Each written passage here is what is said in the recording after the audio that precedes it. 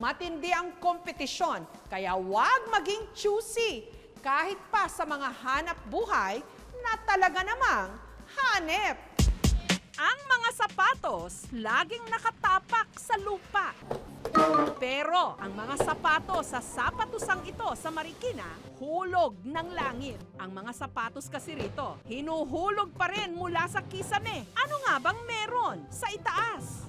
117-27. Ang siste, ipipage ng sales clerk sa ibaba ang size at style ng kailangang sapatos. Nakaabang naman si Johnny, ang stock clerk, sa butas ng kisame para sa order. Ang kisame, ikalawang palapag na puno ng mga sapatos. Kukuha ko po yung stock number, yung kulay, tsaka yung size.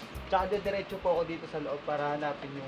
Dahil libo-libong mga sapatos ang nasa stock room, si Johnny kailangan may excellent photographic memory. Kabisado ang code at number ng mga sapatos. 105-51 ulit, size 8. Oh. Dati-rate, ibinabato nila ang mga sapatos sa ibaba. Pero para hindi ma-damage ang mga bagong sapatos, itinatali na nila ito pababa. Sa kabutihang palad, wala pa rin naman daw customer na nabagsakan sa ulo. Lagi po akong tumatawag ng tao dito sa baba para makaiwas po tayo sa aksidente. Naging design trend. Yung nasa baba lang yung on display, the ones na madaling palitan just in case na madamage. Kung sakali mang may makalusot na mandurukot, tingi-tingi lang yung makukuha. Ito po sa trabaho ko, marami po nagugulat. Kakaiba daw po. Yung mga napupunta rito, nagpapapicture din po dyan sa tali na yan kasi kakaiba nga daw po. Phil Rocamo, Hopeful Stakes Race has just begun. We have my... Tumabi-tabi na kayo kapag nagsimula ang karera ng kabayo. Timers there, now coming closer in fifth pa. Inside the last 600, my Jopay man. Ang labanang ito, mas pinapanabik ng boses ng mga race caller katulad ni Jonathan. Here comes Sweet Dreams, now coming closer in second na. And in third comes Morning Breeze Accelerated. Nakapwesto siya sa parang radio booth kung saan kita ang buong racetrack. At para hindi magkamali sa pagtawag sa pangalan ng mga kabayo at hinete, Nagbabinocular po ako para ulit-ulitin ko po, para hindi ma-refresh yung utak ko na mawala po agad. Inside the last 450, my... pero ang numero unong requirement daw sa pagiging race callers, dapat Inglesero, nosebleed. Nasisiw para kay Jonathan dahil dati siyang call center agent. I'm Nathan, I'm your agent for today. Nai-apply ko po sa pag-race announcer kasi meron po tayong mga malalaking tao na mas sanay po sila sa English. Gates open, the rough and racing, we got Del Monte.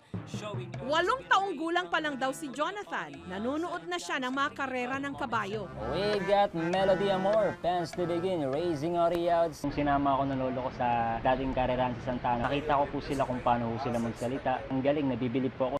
Aminado si Jonathan na mas malaki ang kinikita niya noon sa call center. Gayunman, batid niya na ito talaga ang nababagay sa kanya. Kaya pinag-iigi niya ito. Positive thinker po ako, hindi po ako basta-basta sumusuko. Lahat po ng pagtsatsaga, lahat po ng paghahanda ginagawa ko po para maging successful din po ako sa buhay.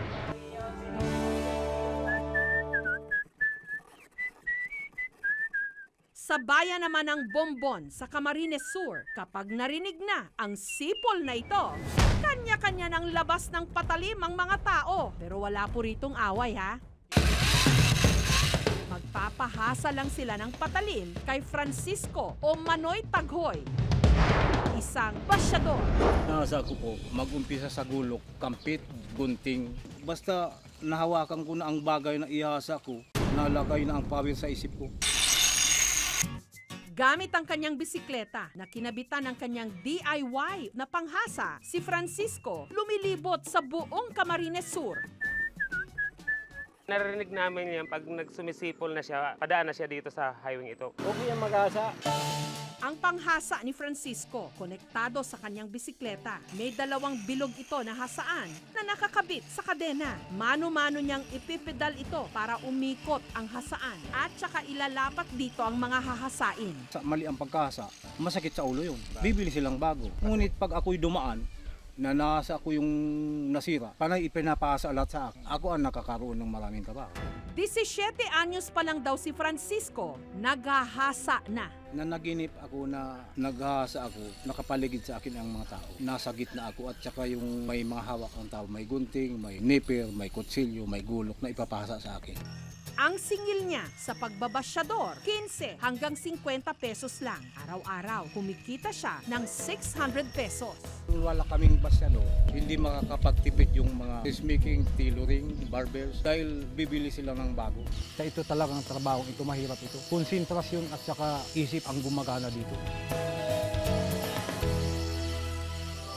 Ang mga nanay namang ito sa Tondo, kahit walang patalim, hindi raw makakalapit sa kanila ang mga aswang.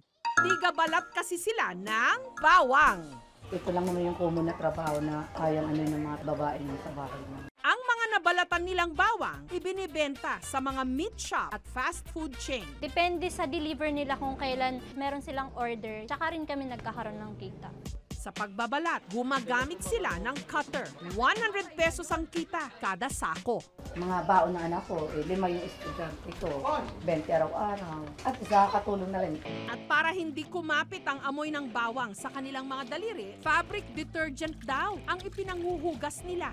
Pag ako nagbabalat ng bawang, pinakakalaban ko yung likod, tsaka yung kamay. Kasi once na matapos ka magbalat ng bawang, tsaka mo mararamdaman yung hapdi sa kamay, tsaka yung sakit. Kung ang hanap mo, racket, kung saan makakakain ka na, kikita pa. Heto ang para sa'yo. Ang kinahihiligan ngayon ng ilang YouTuber sa Pilipinas, ang mukbang. Kailangan mo lang videohan ang sarili na umuubos ng sangkatutak na pagkain. Katulad ng ginagawa ng vlogger na si Faye. Mula street food, seafood, at iba't ibang fast food, ginawan na niya ng mukbang video. Iisip po kasi ako ng bagong content na pwede kong i-produce sa aking YouTube channel. Napansin ko po na halos karamihan ng nire-request ng viewers ko ay gumawa naman daw po ako ng mukbang videos. Nakakatulong yon sa may mga eating disorders at nakaka-satisfy at nakaka-entertain sa mga manonood. Na meron ng mahigit 100,000 views. Kaya naman kada buwan, kumikita si Faye ng 50,000 pesos. Kahit panay ang kain ni Faye, hindi siya tumataba. It's not fair! Dahil full scholar naman ako at wala namang binabayaran yung parents ko sa school, yung kinikita ko sa pagmumukbang ay iniipon ko para sa aking future. Walang trabahong madali. Lahat mahirap. Pero mas mahirap ang walang trabaho. Kaya huwag maging choosy. Challenging din bang iyong trabaho? Tweet na gamit ang hashtag KMJS. Thank you for watching mga kapuso. Kung nagustuhan niyo po ang videong ito, subscribe na sa GMA Public Affairs YouTube channel. And don't forget to hit the bell button for our latest updates.